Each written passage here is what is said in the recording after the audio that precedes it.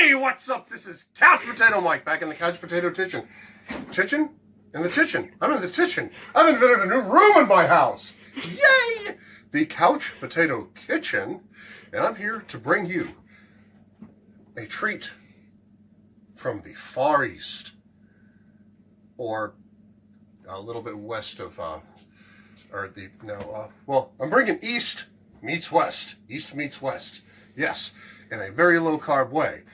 Tonight, I bring you low-carb, keto, chow mein. Here's what we're going to need. You are going to need some chicken breasts or chicken thighs. I am personally using this to save some time. This is just some grilled chicken breast strips. You're also going to need some, You're going to need a 1/4 of a teaspoon of garlic powder. You're going to need a 1/4 of a teaspoon of onion powder. You're also going to need 1/4 of a teaspoon of, nope, that's not it. Now they're in the sink. Okay. Of ground ginger. You're going to need 1/8 of a teaspoon of the other thing that I dropped in the sink, ground mustard. You're going to need some, that ain't it, some salt, some pepper, this mainly to taste. You're going to need some coconut oil, about 1 tablespoon or so, maybe 1/2 tablespoon, we'll see. You're also going to need 1/8 of a cup of soy sauce. Then you are going to need, this one's complicated, yo. You're also going to need, I can't read my own writing. Oh yeah, 1 teaspoon of ginger, actual ginger. One of these things. You know, not a plastic bag. Ginger root, peeled and shredded. Mm-hmm. Why are you saying mm-hmm? The tripod doesn't go mm-hmm. The audience goes mm-hmm. I'm not tripod, I'm tater tot.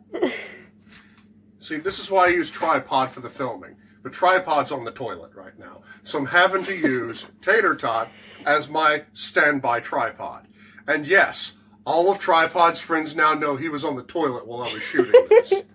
I'm not even sure his friends watch you.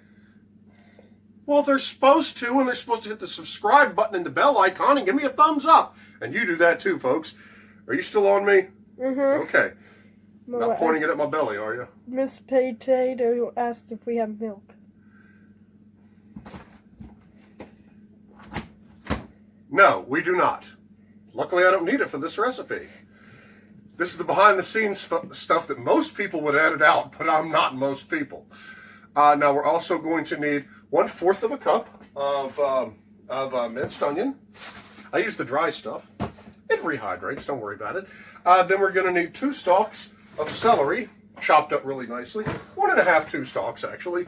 We're going to need a bag of coleslaw mix.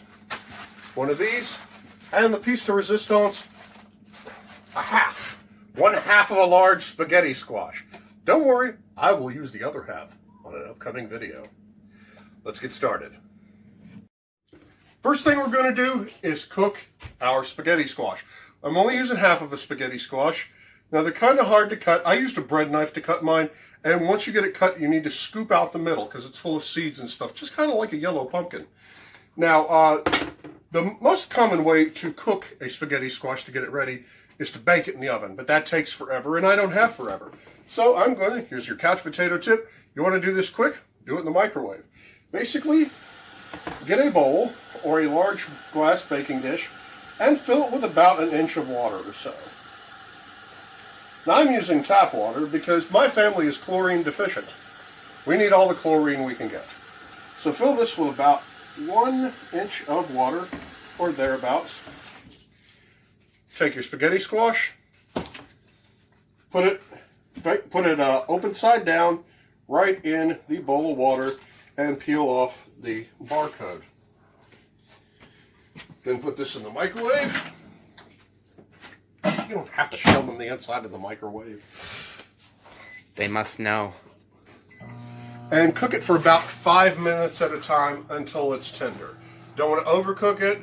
You don't want to undercook it. Undercook it's going to make it harder to deal with. Overcooking it is just going to ruin it. Now we do have another one for just such a rainy day emergency, but I'm hoping to use that coming up. Not this video, next video. Duh. Now, while that is cooking, you're going to want to go ahead and get your next step ready. Basically, you're going to need a 1/4 of a teaspoon. Get a small bowl. 1/4 of a teaspoon of garlic powder.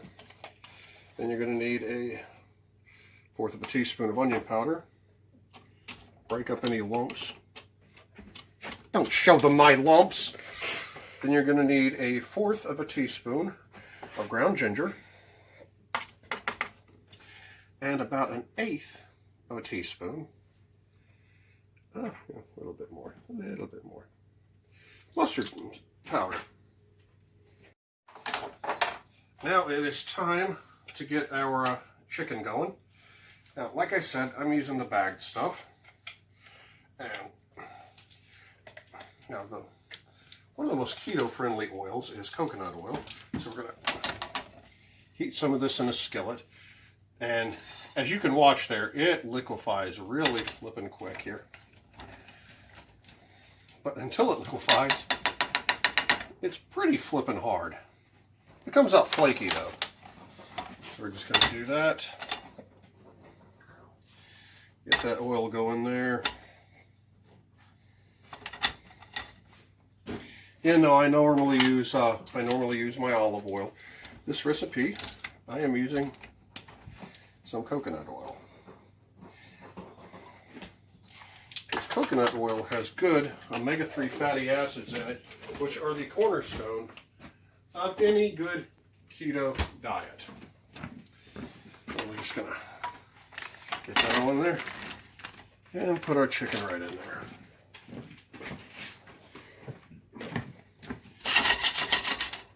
Get that good, a little salt.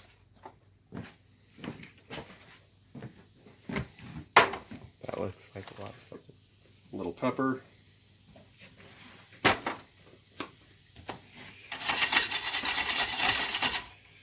All right. Basically, we're heating this pre-cooked chicken up. And once this gets good and starts heating up good, that's when we add our little spice mixture from the last step.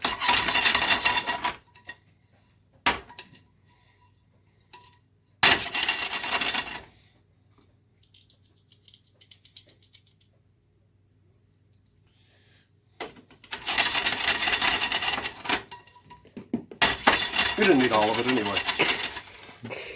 Let's just go to the spatula, shall we? See, we always want to throw a little down there for our fine little four-legged friends. Just like my dog, Fat Fatty. She is the only person whose real name I use on this channel. Now we want to get this cut in a little smaller chunks here. You know what? Screw it. Let's use some olive oil. I like olive oil. It's good too. You use whatever fat you want to use. If you want to use lard, you use lard. If you want to use coconut oil, you use coconut oil. If you want to use that guy that lays down at the beach, the one that really shouldn't be taking his shirt off in public, the one that has his own tide, the one that causes his total eclipse every time he gets up, if you want to use me, in other words, use me. We're just going to get that nice and heat it up there. And while we're doing that,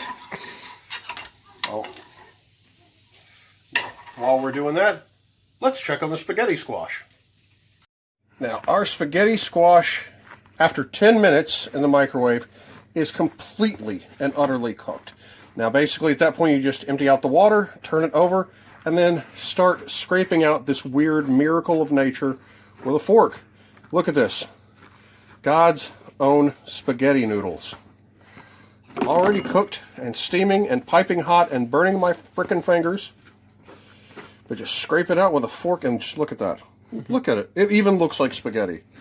It is an amazing substitute for the thing. For the pasta. Without all the gluten, without all the carbs. And let's just get that out. And now, what do we got going on the stove? Okay, now we've got our chicken done here. Now, put some more oil in the pan, a different pan, one that doesn't like to stick to everything. I'm about to throw that other pan away. And in goes your celery. Stay on the pan. Now to that, we are adding, where'd my spoons go? We are adding 2 cloves of garlic, which, like I said, of minced garlic, 2 cloves equals about 2 teaspoons. And to that, we are adding 1/4 of a cup of, if I can get the lid off, there we go. 1/4 of a cup of minced onion.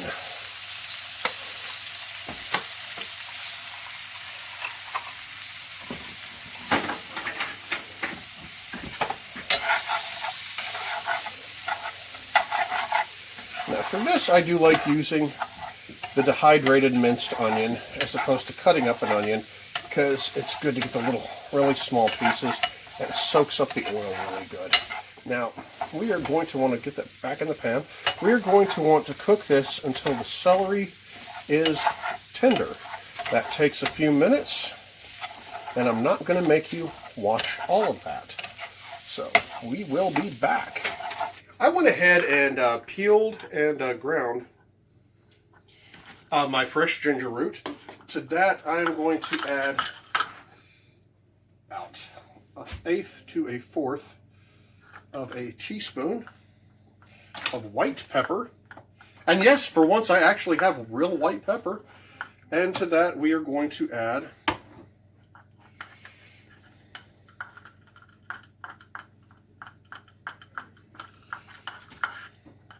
a professional dishwasher. Now we are going to add about 1/8 of a cup, so about 1/2 of a 1/4 of a cup of soy sauce. Yep. And some on your hand for good measure. Good God, I'm a mess. And we're going to mix that. Well, we're going to mix it. I have a spoon. We're going to just mix this up really well. Okay, now the celery is good and tender. So to this, we are now going to add our spaghetti squash.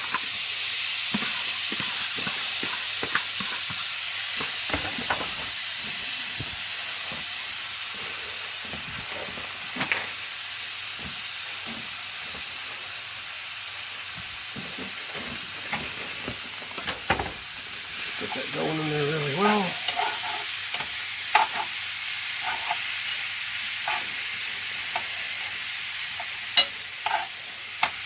And we're going to add, remember that bag of coleslaw mixture I had earlier? We are going to need a bigger boat.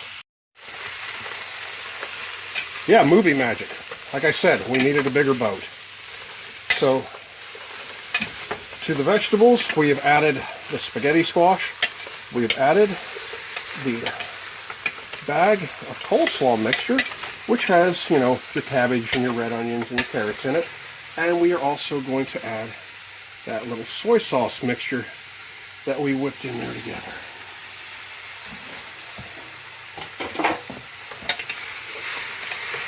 And this just keep this going, especially if you have a pot that likes to make things stick to it.